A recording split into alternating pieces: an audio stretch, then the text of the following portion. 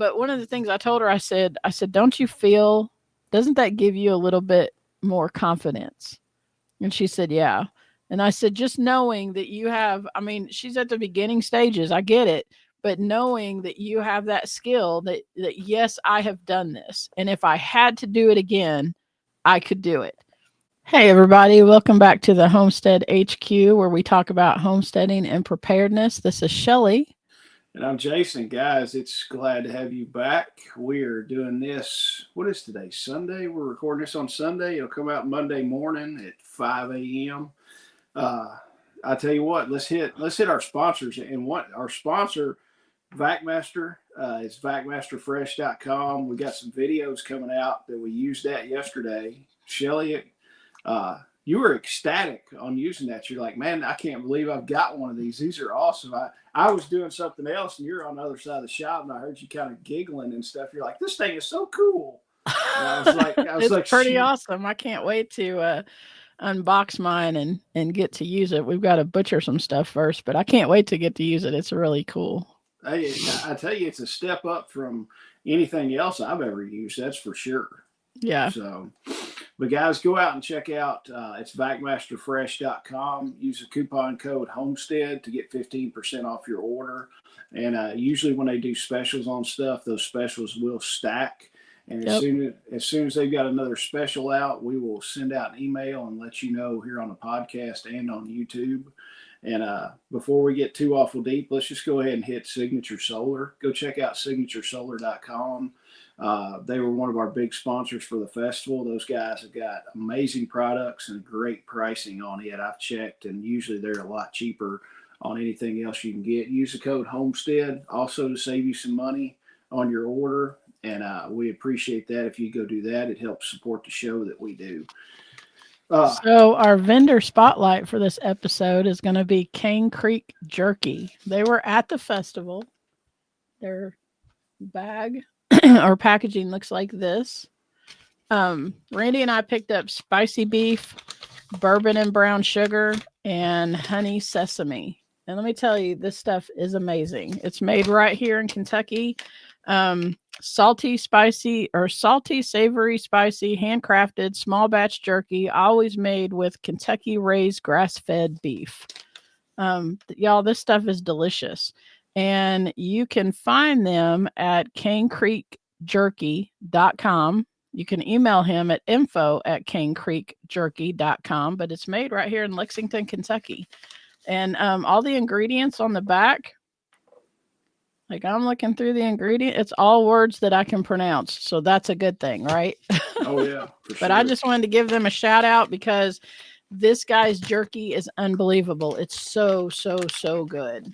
I wished I would have bought some more at the festival. I'm going to call the guy and probably order some, but I went down and tried it, and I was like, man, this stuff is good. It's delicious. And I looked on the refrigerator, and I asked my wife, I said, where'd you snag one of the magnets? And she's like, well, I was down there buying jerky from him. He just gave me a magnet. So there's a big old jerky magnet on the refrigerator. Now I was like, well, hell, I didn't even get one of those. So I guess she bought enough to get a free magnet. I don't know. Either that. Yeah, I got a sticker for my Yeti or whatever. I told him I wanted a sticker. Oh yeah. Well, I tell you, after the last festival, and I mean, we were getting stuff all the time for the sponsor stuff and the raffle and everything else. And every time I bring another box in, Lincoln would be like, "Let me help you open it, Dad." And I finally figured out why. Because there's always swag stickers in there, and he would snag a sticker. This kid has the coolest water bottles out of everybody in school. I mean, he's got the prepper water bottle, right? Yeah, I mean, like he's got Refuge Medical stickers. He's got jerky stickers now because he snagged one of those. He's just got all kinds of stickers, Squatch gear, everything else. He steals all these stickers, and he's like, look what I put on my water bottle. And I'm like, you got some pretty cool stuff on your water bottle. I'm like, I can't keep any of the stickers for myself. That's funny. So I'm going to have to call some of the vendors and the sponsors and be like, can you just send me a couple stickers? Because my 9-year-old stole them and I didn't get them. So we'll see what they say about that. But, well, let's jump and do an abbreviated homestead happenings, because kind of what we did yesterday is going to be for the main topic. So we don't want to give too much away. What else did you do besides what we did yesterday? What else did I do? On the homestead, really nothing. We've got one of our Bressies hatched out some birds. Did I tell you that? No. Like these Bressies, they've only been, well, I don't, okay, let me take that back. I don't know, because I got some older birds or hatched out birds from Patty back at the festival that we had in March. And then I got eggs from her in May when I went out to Midwest Preparedness. So I don't know which batch of chickens this came from, but one of my Bressies hatched out chicks, and we can't even figure out where she hatched them out at. She was hiding out someplace. But Randy put her in the chicken tractor to kind of keep her away from everybody else, because I mean, chicken mamas do a great job of taking care of their chicks, but like we got big dogs and they get stepped on and all that kind of stuff, so we just put them in a chicken tractor with mama so she can take care of them, and they're all doing fine. She hatched out 5 of them. So I'm always happy when the farm is doing its own thing and I don't have to have any inputs in that always makes me happy. Oh yeah, stick it on autopilot just a little bit. Yeah, exactly. I'm gonna have to get some more Bressies, because apparently I got the retarded Bressies, because they just want to go everywhere and they end up getting killed. So something's picking them off. So I'm gonna have to do a little bit of predator control. I think either that or lock the stupid things up at night, and I hate doing that. I hate locking them up at night and then letting them out in the morning. It's just a pain in the butt in my We opinion. do that every day. We close both of our chicken coops. We close up every day, and I'm getting ready to um, rebuild the fencing around both of my coops. Now that we have the perimeter fence up, I'm going to redo the fencing around both of the coops, and I'm thinking about even like covering in the top of it. Yeah. Just to keep them where they're supposed to be, because I really want to keep my Bressies separate from everybody else. And right now it's just a free for all. Everybody goes wherever they want to go and does whatever they want to do, and it's making me a little crazy. So I think that I'm going to enclose both of my coops, and I'll let them out during the day and let them roam around the backyard, but then put them back up at night. So. Oh yeah, I'm thinking about honestly just doing all Bressies and being done with it. The trailer park trash chickens that I've got right now that are just a barnyard mix, I'm probably gonna just put all those in the freezer, what few are left, and then just do all Bressies and be done with it.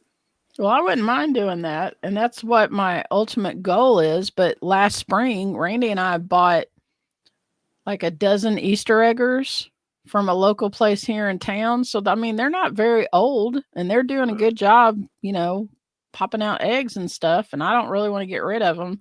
But as they, kind of age out and all that kind of stuff, I'm just going to go to Bressies. I'm not going to have a mixed flock anymore. Well, that's probably what I'll do. Probably do it this spring or summer. Order a batch, or we'll get some eggs from you and hatch them out and do it that way and be done. Because I could get eggs from you and then get eggs from Mike, because he's got a bunch of Bressies too. So Yeah, we will see. But I've not done anything super amazing as far as the homestead wise. I had to clean up the shop because we did processing here yesterday, and the shop was kind of a mess because after the festival, me and Mike tore down everything Monday morning, and we're just like, I told Mike, I was like, just throw the crap inside the door of the shop. We'll deal with it later. And then we were like, oh yeah, let's do this. Let's do some sheep butchering on Saturday. And I'm looking over and I'm like, oh crap, there's all kinds of stuff. So I was like, the whole table that we used for processing was covered in festival stuff. I mean, the banners and everything like that. So I had to roll all the banners up, move everything else. And I'm just like, daggone. So that's what I was working on as far as homestead wise. And of course I'm busy with work, my quote real job that some people think is not a real job. So I don't know why they would think that, Jason. I know. It's like I just drive around in the truck all day is what some people think I do. So, right. But there are days, honestly, where I do just drive around in my truck all day. I mean, there's been days where jobs are scattered and you drive from Franklin to Smiths Grove to Glasgow to Hendersonville, Tennessee, and you're just like, you look down, it's like, all I've done is drive today, and it's 5:00. It's time to go home.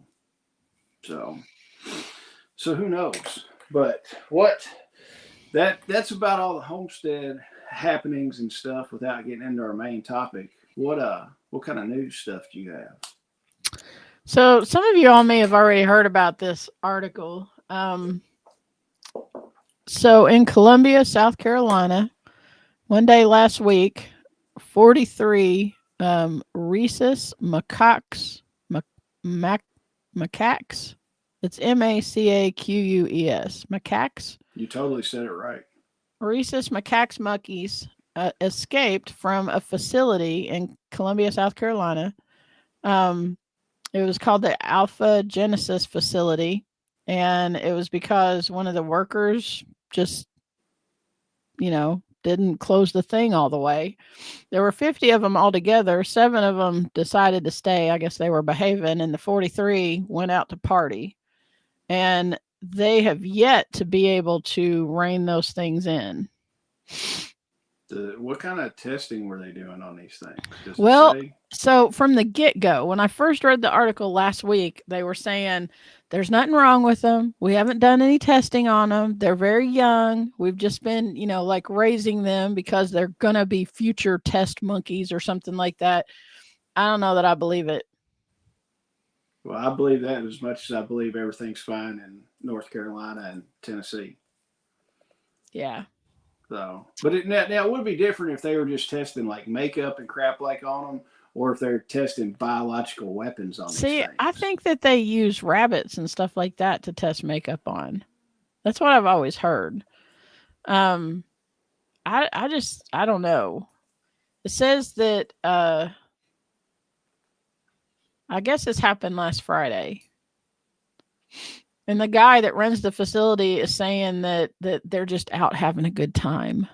Yeah. They're just running around having a good time. It says that the monkeys are about the size of cats. They're all females. They weigh about 7 pounds.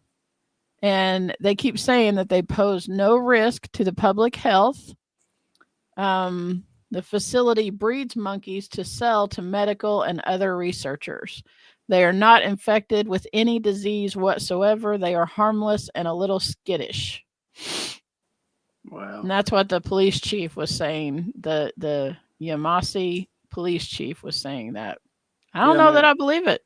I don't really believe it. And they were telling people, apparently they were telling people to keep their doors closed and locked. Yep.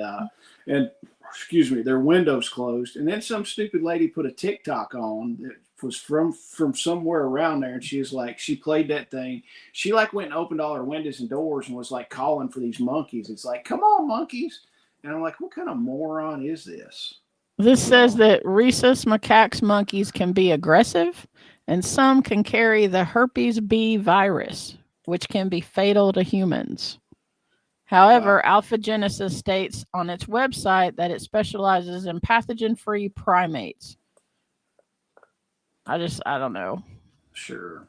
I don't know. My wife told me about that, and I was like, my stance on monkeys and orangutans and chimpanzees and all that. She's like, yes, I know. And I've said it on here before. If I see a monkey on my property, I'm going to shoot that thing until it is dead. Monkeys creep me out.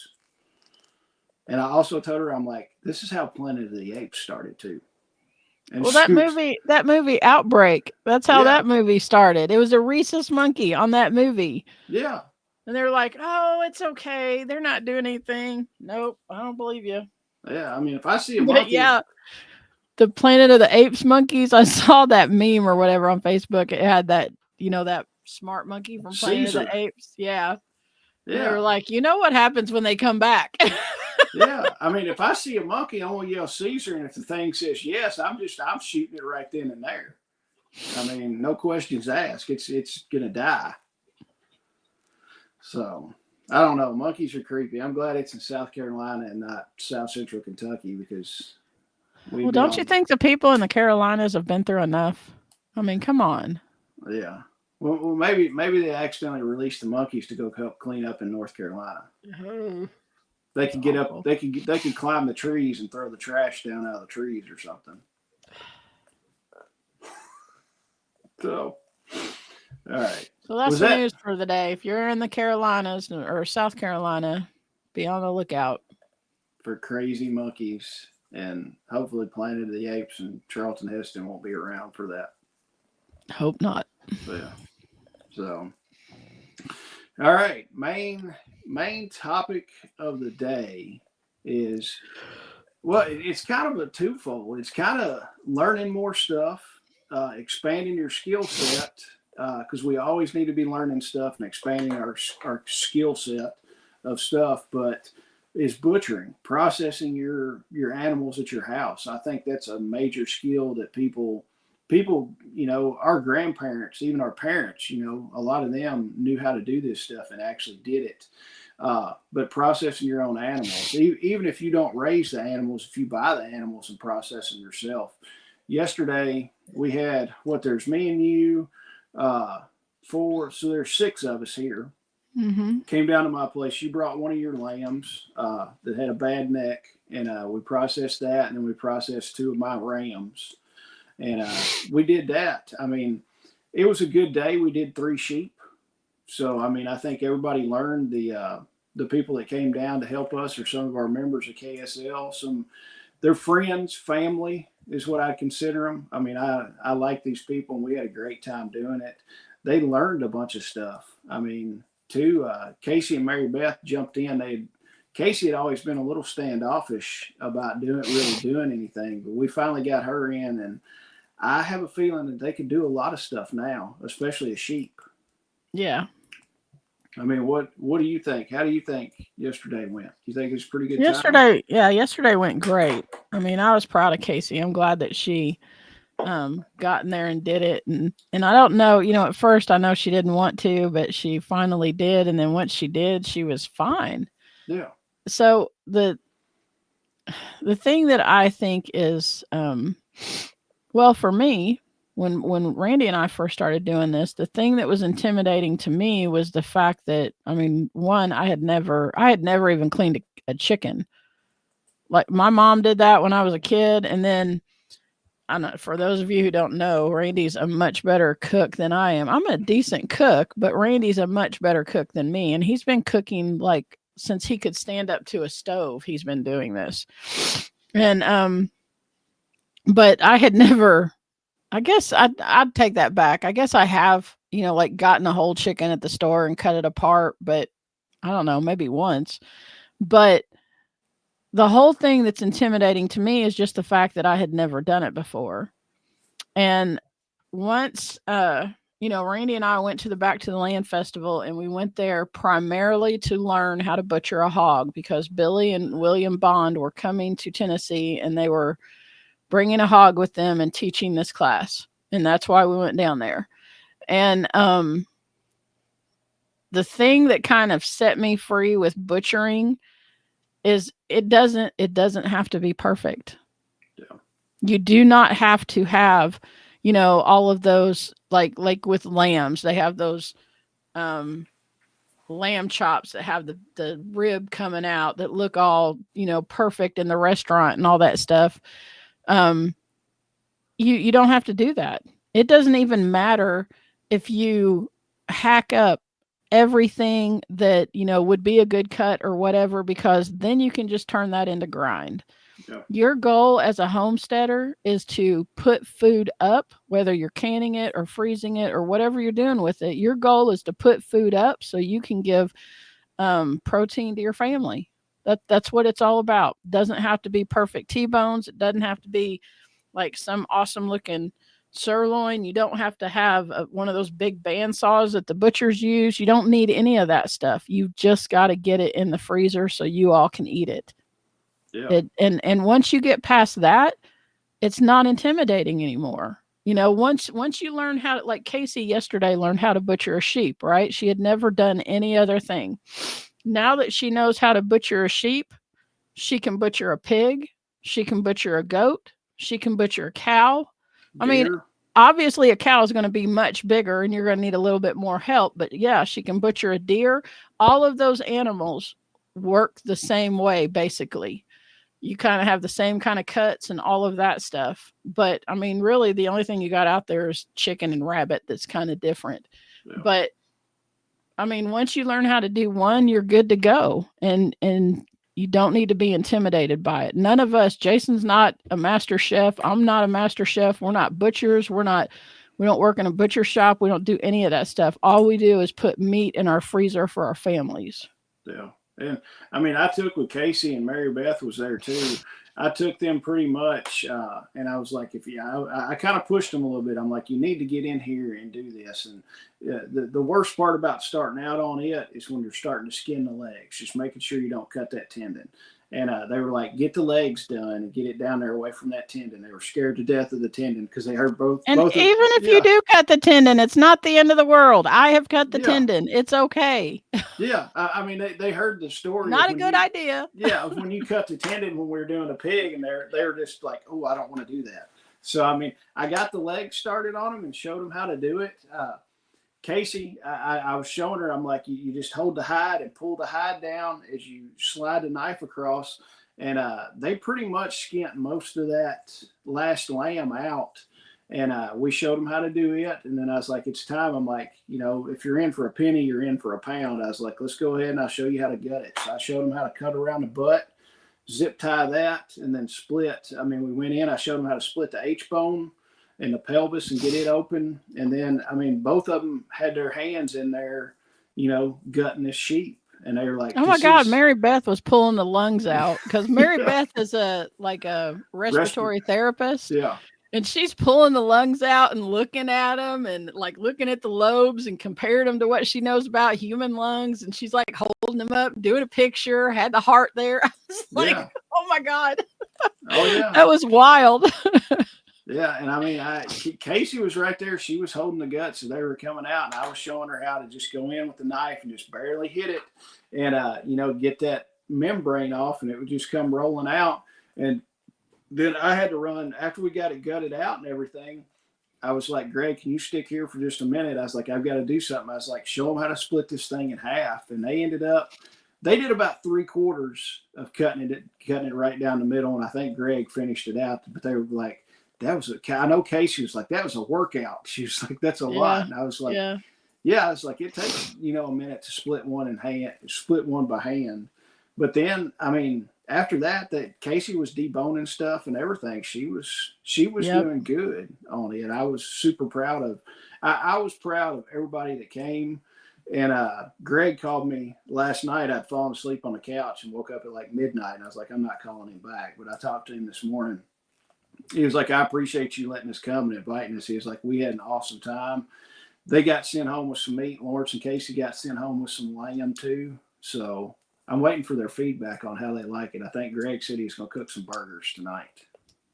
So, but yeah, guys, that's one of the things as far as if you're going to raise these animals, one, you're going to save some money if you process them yourself. I don't know what the pricing is now if you were to take a cow in or if you were to take a pig in. I'm going to say you're probably at least $1 a pound live weight, I would say. It's been so long since we've taken an animal to the processor. I'm going to say it's been at least 3, maybe 4 years. But the last time we took a pig to the processor, that pig, she was a 350-pound pig. And I want to say we paid $320, something like that, to have her processed. Yeah. And I did not even get the cuts of meat back that I wanted. Yeah. So I told, this absolutely infuriated me, but Randy is kind of I make lemonade out of lemons kind of thing. I told the guy that I wanted my pork belly into, like manageable chunks is what I said. Yeah. And what I meant was, I wanted it cut into strips that you could put into bags cause you got to cure bacon and all that stuff. It was going to be easy to put it in a container. So I wanted the chunks to be about, like 6 inches by 6 inches or something like that. Like cut the belly in half and then cut it in big chunks kind of thing. So we could make bacon. I got that pork belly back, and you get from a big hog, you get roughly 22 pounds of pork belly from a hog. I got 22 pounds of 1 inch cube pork belly back on But that hog. but the I bright was side, I was pissed. So, but on the bright side of that, Randy started perfecting his pork belly candy recipe. That's where that all came from. He started yes, making pork belly candy with those chunked up cubes of pork belly that we had. And that stuff, everybody knows that stuff is delicious. But you can't even guarantee if you take your animal to a processor that you'll get your animal back. So exactly. if you've made the pains to feed it a certain way, or organically raise it, or make sure that it's pasture raised, whatever you want your food to be, which is kind of why we do this, right? Yeah. Whatever you want your food to be, you don't even know if you're going to get your animal back. Yeah, exactly. And then I think I heard one guy, he was doing a live on TikTok or something. He was doing some butchering, and somebody had asked him, what the pricing is. And I think he was at $1 a pound live weight to butcher it. And that was butchering it up, vacuum sealing it, all that stuff. And I think it was a $50 or $60 kill fee Yeah, for it. there's an additional fee. Yep. And then I forgot how much he said it was to make sausage and bacon. That was extra per pound. So I mean, if you take a market weight pig, which is about 300 pounds, so you got let's say $360, and then whatever you want for your sausage. If you get 50 or 60 pounds of sausage, I mean, you're bumping well over $400.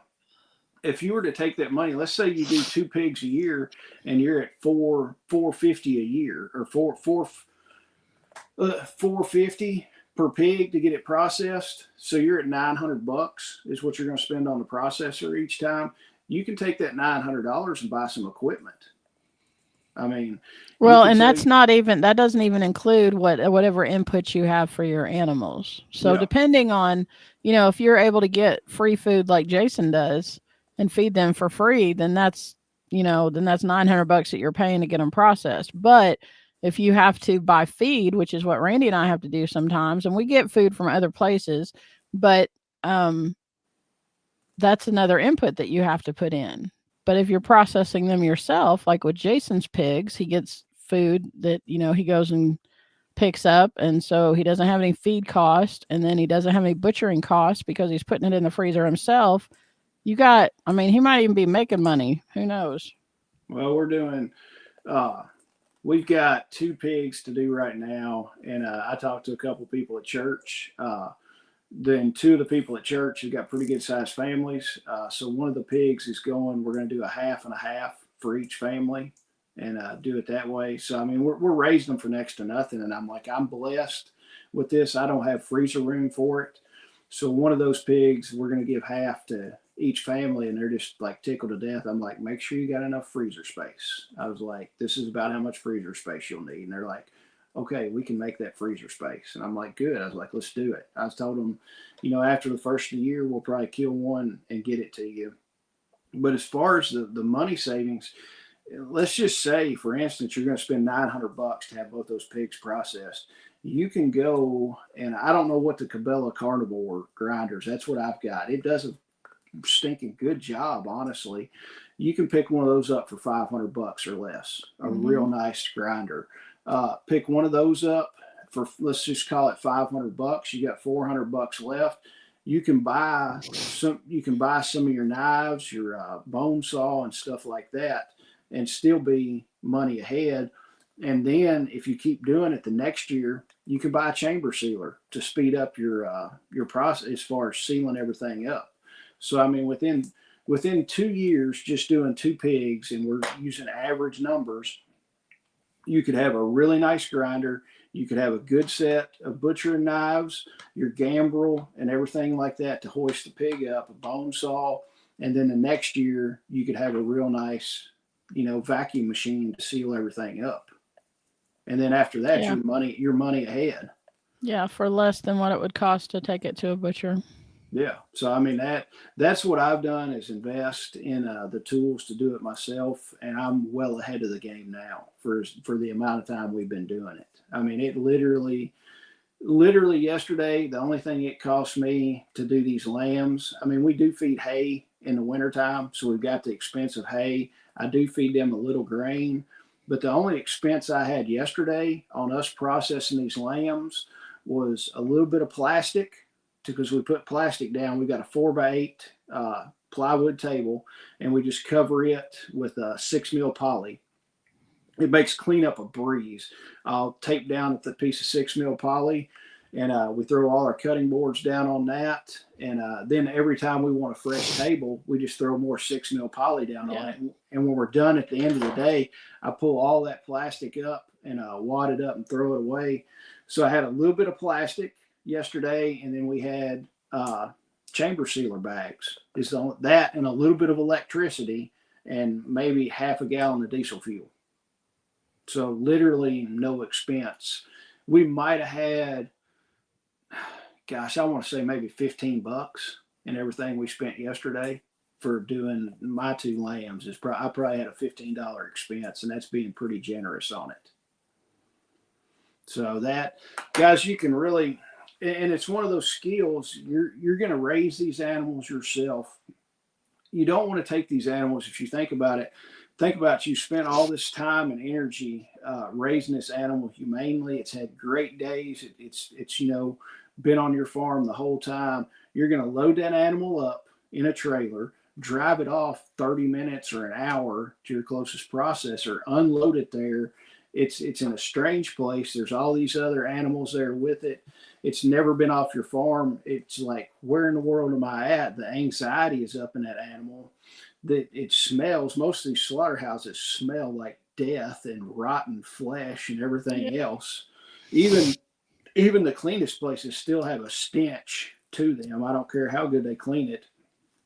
So you're dropping your animal off at that. That animal's been stressed and everything else. The hormones in it, I can guarantee the meat's going to taste different, honestly, taking it somewhere else.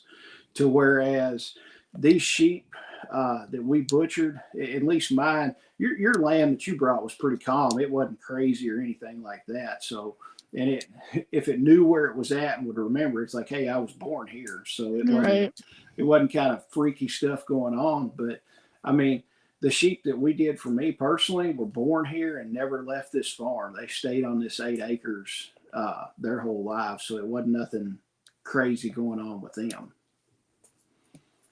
But yeah, I mean, it's a great skill. It's a great skill to learn and to have in your back pocket. Whether you're raising animals now, or if you're going to raise animals in the next couple of years, go to some of these butchering classes, learn how to do this stuff.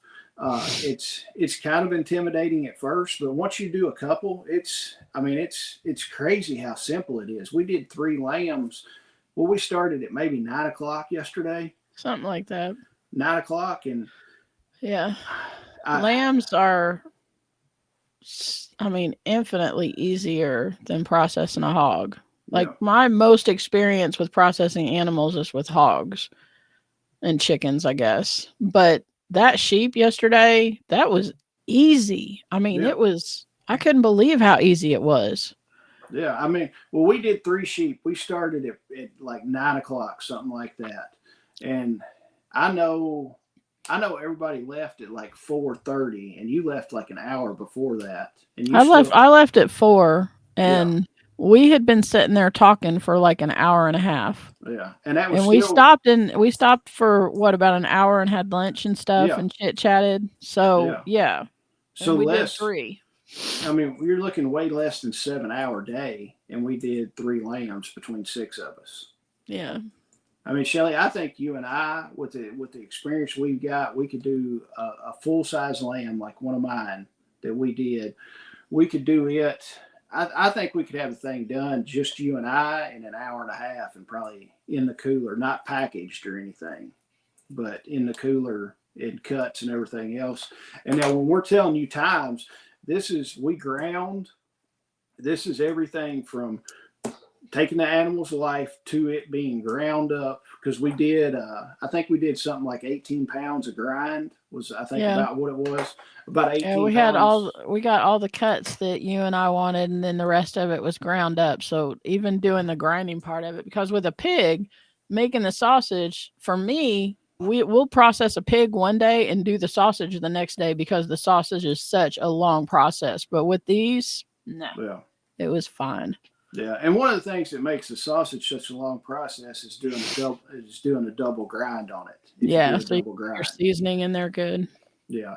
And I tell you one thing that slows it down is when you do the double grind, because once you grind it coarse, it's a pain in the butt. That stuff is so sticky, sticking to your gloves and running back through the feeder.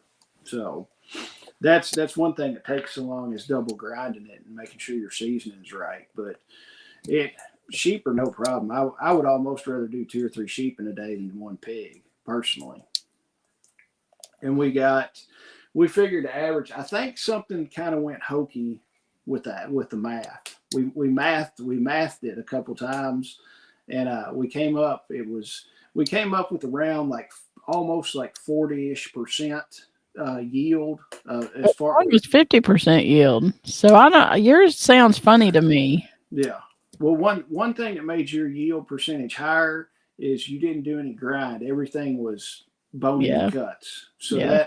that accounts for a little bit of it, but I think the math didn't math right a little bit. So I want to go back and I might reweigh some of that stuff or re-add it. But I know Mary Beth added it like 4 or 5 times. She was over there with her phone. It's all still on your board, right? Yeah. You just need to go through and add all the ounces and divide it by 16 and then add that to your pounds and you should have it. Yeah. If she has all the numbers on the board, just do that. Yeah. So I might remath it and see if it's right. But hey, I'm still happy with it. We've got from what it looked like, it was 60, almost 70 pounds of meat, something like that, off those 2 lambs. That's pretty good. Which, yeah, I'm fine with that. I mean, that's plenty. That's almost 70 pounds. What is the going price of lamb at the grocery? You need to Google. I'm gonna Google it. I'm gonna look it up. Yeah, I don't know. I know stinking lamb chops are expensive. That's for darn sure. But yeah, I mean, guys, you can save a ton of money doing this. You're getting your animal back. Because I've seen, especially the deer processors around here, I've heard horror stories of guys not getting their deer back, or when these butchers grind deer, they figure out and they throw everybody's trimmings in and grind everybody's trimmings in at once. And it's like, man, I took the time and the care to, process, just shoot this deer, get it gutted and everything in a nice sanitized manner to there, and then they throw it in with somebody else's deer that they gut shot and let it set for overnight and didn't get it till the next morning. I'm like, I don't want my meat touching that meat. So the organic lamb chops that they have at Kroger, that Simple Truth stuff, the organic stuff they have, yeah, $12.99 a pound. Jeez. What's ground lamb going for? Hold on a minute. Let me look.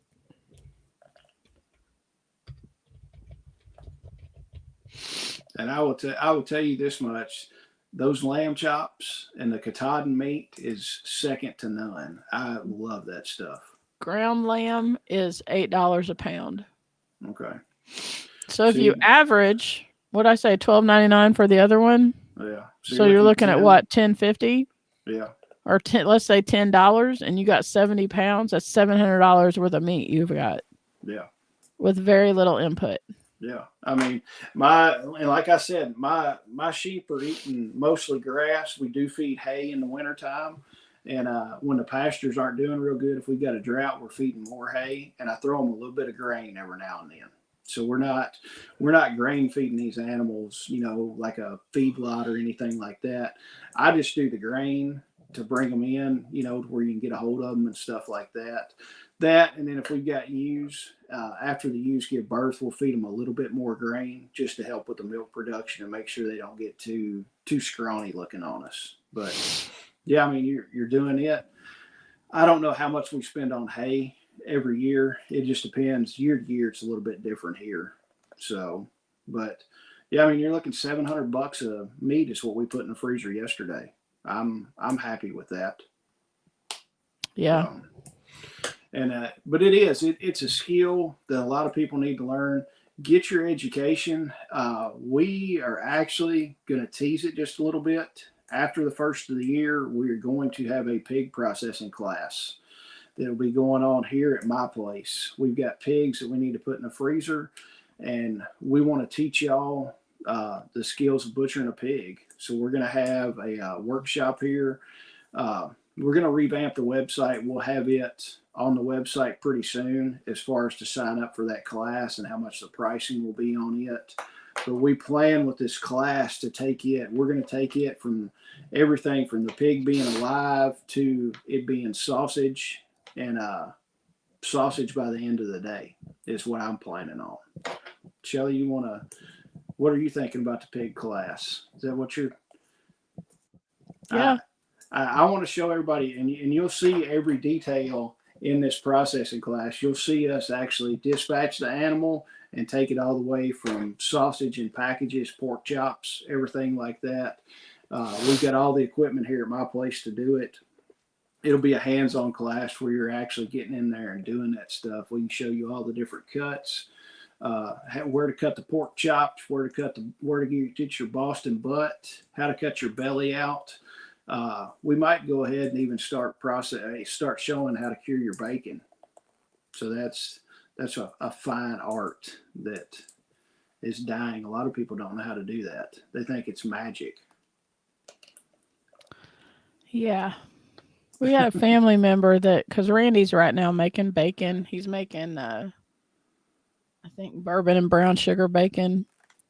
And he had one of his family members call him and was like, I saw that, on Facebook that you're making bacon. And he's like, yeah. And they were like, I can't believe you're eating pork belly. And he said, what do you mean? And they were like, that's gross. And he goes, you eat bacon? And they're like, yeah. And he goes, what do you think bacon's made out of? Like just the disconnect that people don't know that bacon is pork belly. I mean, yeah. I remember when I was a kid, like on, movies and stuff, you'd hear them talk about pork belly futures and stuff like that. And when I was a kid, I didn't know what they were talking about. They're talking about bacon. Yeah. And I'm just like, it blows my mind that there's people out there that don't realize that, that big old belly on that bacon is the best part of it. Oh yeah, I tell you, besides the capicola. Yeah, I tell you, the first part of the first bacon I ever cured myself, I did not. It got too salty on me, and I just didn't rinse it enough. That's one of the big problems with it. I didn't rinse that stuff off enough, and I got a little bit too much smoke for everybody else. It had the perfect amount of smoke for me because I like smoky bacon. I mean, excuse me. I like it with a real heavy smoke on it where you're eating real smoke cured bacon. So, but yeah, that's some of the stuff that we'll teach y'all in this class. And guys, that's something I want everybody, that is a major homesteading and self-sufficient thing to learn. Whether you're doing your chickens, your rabbits, your pigs, your lamb, even on up to cows. It's something that a lot of people need to know how to do. If you're really wanting to homestead, you're really wanting to get into the self-sufficient lifestyle and preparedness lifestyle, that's something that you need to know because you're going to have to do it. I mean, if the grid goes down tomorrow and you're raising your animals, even if you're raising your animals right now and you're taking them to the processor, if the grid goes down, the processor's not open, there's no way to get it. What are you going to do with these animals? You need to know the safe way how to do it. You can really mess your meat up if you bust a gut while you're doing that animal. That's one of the things that I take a lot of time doing. That's something that we don't skimp around on, is actually eviscerating this animal, because you can screw the meat up quick on that. Well, and you have to remember, when you get you can butcher chickens any time of the year because they're small and it doesn't take long to butcher a chicken. But when you're talking about butchering big animals, there's only certain times of the year that you can do that. I mean, you could butcher a pig in the summertime, but you've got to make sure that you can get that meat cooled down. Yeah. You've got to make sure that you have enough room in the freezer. You've only got a certain time period window before, that meat starts going bad for you to get it down to the right temperature. So it's always best to butcher big animals when it's 40 degrees or colder out. That's why we do butchering stuff in the wintertime. Yeah. And even the sheep that we did yesterday, it didn't take, good Lord, that sheep of mine, which she was small, it took us what, 45 minutes? Yeah. It didn't take long at all. And even Jason's that were a little bit bigger, they were probably double the weight. It still only took like an hour and a half before we were able to get everything in the freezer or in the cooler for it to start cooling down. If you don't have, if you don't know all the rules about it, you can, the meat looks okay, but it's not really okay. You've set up a place for bacteria to grow and all that kind of stuff. So you have to know the rules about it and make sure that you're getting that done. That's probably, more so than like jacking up a cut or something like that. That's the thing that I'm in the back of my mind. I'm always like, we got to get this in the cooler. We got to get this in the cooler. That's the most important thing that I'm thinking about when I'm butchering an animal. Yeah. And those times that you were just stating, that was us teaching and showing people how to do stuff. Yeah. If it would have been you and I think from the time that we get the animal hung after we've dispatched it, from the time we get it hung, I think we could take one of the sheep that were my size and have that thing in less than 30 minutes in the cooler. Yeah, I agree. Down. I agree. Because there was a lot of it. And when you're showing people and teaching people, just like if you're teaching them anything, you're teaching them how to sew, you're teaching them how to do trim work, how to do tile. It's going to take you 3 to 4 times longer to get that project done if you're teaching somebody as opposed to 2 people that have been doing it several times. It's like Casey told me, I was showing her how to skin the animal, and I'm like, take your wrist, and it's just a flip of the wrist of when you're skinning it and using the belly of that blade. And she's like, yeah, but you and she's like, how many animals have you skinned before? And I was like, I've skinned a couple, but I'm like, it's kind of second nature now. But after she watched it and saw it, she's like, it is just really flipping your wrist, and it works so much better. So I love showing people how to process animals. It's fun. It's a good time, and you can see kind of the light bulb. I saw the light come on with Casey yesterday. She was like, I can do this. Yeah, and I told her after, she got in there and she was deboning one of the shoulders on the one that she was working on. She was still kind of apprehensive about it, I guess, and not sure if she was doing it right. And I said, Casey, you're just making stuff for grind. You can't screw that up. You absolutely cannot screw grind up. Yeah. And even if you jack up all of the cuts in the animal, you can still make grind out of it. It's still meat going in your freezer, right? Yeah. So, but one of the things I told her, I said, doesn't that give you a little bit more confidence? And she said, yeah. And I said, just knowing that you have, she's at the beginning stages, I get it, but knowing that you have that skill that yes, I have done this. And if I had to do it again, I could do it. And she's got Lawrence, and Lawrence knows how to do stuff. He's helped us plenty of times butchering animals and stuff. But if she had to do it, she would be able to do it. She'd be like, okay, this is how I skin it. This is how I gut it. This is what I do. She could do it. There's no doubt in my mind. Yeah. Oh, yeah. It's an invaluable skill that I think more people need to know how to do. Yeah. So I would put that, the butchering skill up there with a lot of the other stuff. It's right there. Honestly, it's right there with medical and communication stuff as far as skills to know how to do. Yeah. Because granted, the communications and the medical will save your life or could save your life. The butchering and processing can save your life too. You've got these animals out there, but you're like, I don't really know what to do with them. So, think about the people who are like, well, if we have an SHTF, I'll just go hunt deer. The people who have never even hunted before, that kind of thing. They're like, I'll just go hunt deer. And then they're going to bring it home, and what are they going to do with it? Yeah. Do they know what to do with it? Do they know that if they don't get it cooled down fast enough that it's going to, it could possibly kill them if they ate it because of bacteria and poisoning and all that? You've got to have I'm telling you, if you go and learn how to do just one of those things, whether it's a pig, a sheep, a goat, a cow, whatever, a deer, if you know how to clean a deer, you can clean a pig. Yeah. You can clean a sheep. It transfers over. The similarities are, I think with a lot of people with deer, they get, like, a lot of hunters will go out because, they're just everywhere in Kentucky and stuff. And I think they'll go out and kill a deer and they're like, I want that back strap. Everybody likes the tenderloin, right? Mm-hmm. So they're like, I want that back strap. And then they may or may not do anything else with the rest of the meat.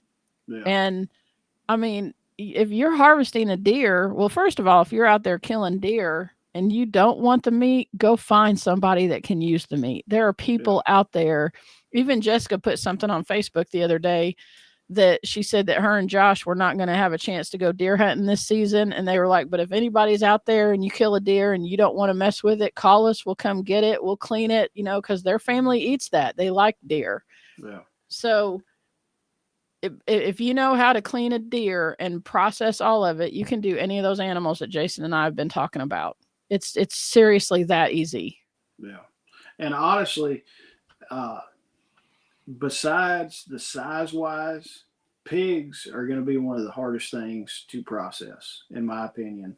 Just now, I would put the cows and the pigs are going to be the hardest things. And the only reason a cow is up there is just because of sheer size and volume of stuff you have to deal with, just the weight of it.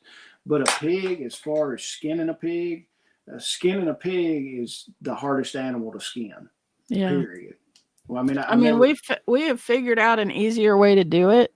Yeah. I mean, the last couple times we've done it, we figured out an easier way to do it. But you're absolutely right. It's not taking the skin off that gut or that sheep. Even with that cow that we did at your place, that was so much easier than a hog. Yeah. I mean, a pig. Now, I've not skinned an alligator or skinned a snake or a giraffe or a zebra or anything, but a pig is by far one of the hardest animals to skin. And I mean, a sheep skins, you can darn near, once you get everything, fixed and ready to go on a sheep, you can darn near pull the hide plumb off of it. Yeah.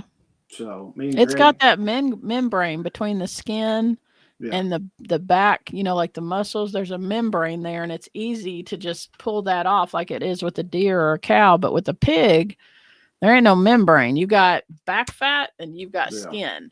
And which is probably, pigs are probably built the same way we are, I would think. But they're not as easy to skin as those other animals are. No. But yeah, guys, get that in your thing. Be looking out for our pig processing class. If you come to our pig processing class, learn and pay attention to it and go away knowing how to process a pig, you can process a goat, a sheep, a cow, a deer, anything like that. You'll have the ability to process it, because if you're going to do one of the hardest things, everything else down there is easy to do. And with the pigs, you're just having to deal. The biggest lamb we did of mine was 95, 97 pounds, something like that. I think so. Or there was one that was 89 and a half, and I can't remember what the other one was. Yeah. So with a pig, you're dealing with a lot more weight and stuff like that. So it's going to be harder, and it's harder to skin. But if you can do a pig and do a pig proficiently, man, you can knock a lamb out like nobody's business. Right. That Shelly was like, after we got done doing hers, I was like, what do you think? She's like, hell, that was easy. I was like, it's nothing like doing a pig. Not to mention also all the fat content on a pig. Everything is so, I don't want to say slimy, but everything is just so oily. It is. With just all the fat. But that is one of the differences between the pig and the sheep, which, if you learn how to process animals on a pig, that's going to be one of your hardest animals to process. Yeah. And everything else is just going to be easier. But like that lamb didn't have sheep have a little bit of fat, but nothing compared to what a pig has. Yeah. And for me, that fat is important. For one, I render lard to make my soap. Lard goes in my soap, but we also use lard to cook with. So that's like, animal fats, that's important. That's an important part of your diet. And so, I mean, I think you could get away with having several sheep that you're going to process for the year. Like, even if you couldn't maintain a cow on your property, you could have several sheep to make up for that cow, for the beef that you may not be eating.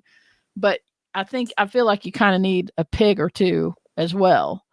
And, kind of rotate that so you have that high fat that you can render and use in your diet and stuff that, like if somebody was just raising rabbit, there's no fat on rabbits. I mean, and you've got to have fat in your diet. So, um, you have, there's a good balance of fat. That grind that you made, it looked pretty good. It looked like it was what, like 70-30 or something like that. I don't think it was quite 70-30. It had to be at least 80-20 on Yeah. that. I mean, and I don't know the scientific way to figure that out. I just do it by sight. When I'm making sausage, when you make sausage, you need like a 60-40 split to have good sausage with a good taste and all of that.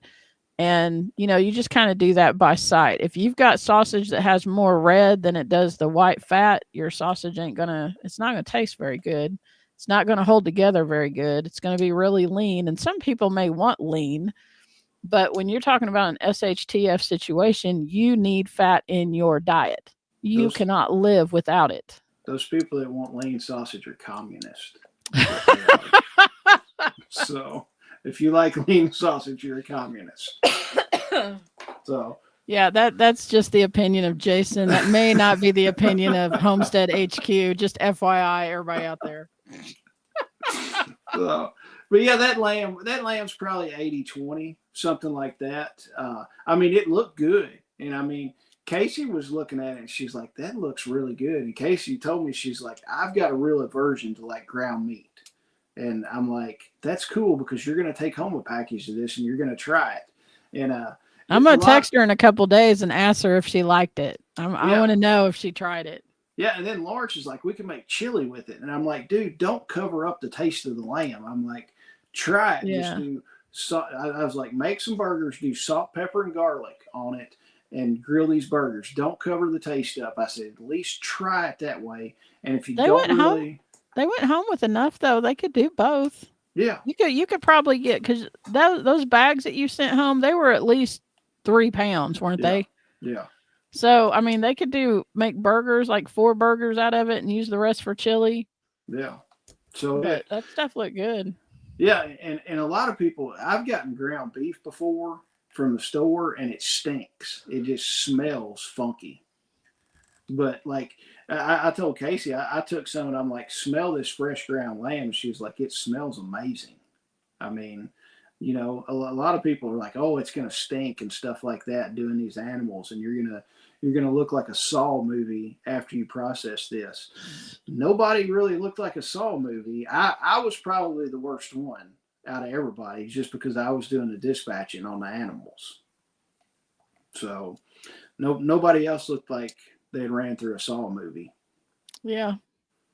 So that's one of the things I thought, because I've field dressed all kinds of deer. And it's totally different field dressing a deer out in the woods as opposed to processing an animal here at the house. I mean, it's a totally different ball game. So, but yeah, guys, get that skill built up. Be looking at it. I mean, even if you don't come to one of our processing classes we're going to do, find some processing classes in your area from people that know what they're doing and get signed up for that. Even find an old timer that's around you that's still doing their stuff. That's where I cut my teeth. I learned from some old timers that have been doing it for years and years. They showed me how to process a pig. I went over to their house. We spent all day processing this pig, and then I had them come down when we were going to do a cow. And they showed me, start to finish on how to do a cow at my place. And after that, and I'd done deer in the past and everything and kind of hacked my way through it on the deer, which turned out fine. But after these people taught me, it was game on, and I was like, let's do this thing. So, but that's probably about all for today. We're coming up close to about an hour of rambling on about useful and non-useful things. So, And just remember, if you see a monkey in your backyard, shoot, shovel, and shut up is your best bet. Yeah, so, don't be interacting with the rhesus macaque monkeys. Yes. But guys, we appreciate it, and we will see y'all later on in the week. Bye. Bye. Bye.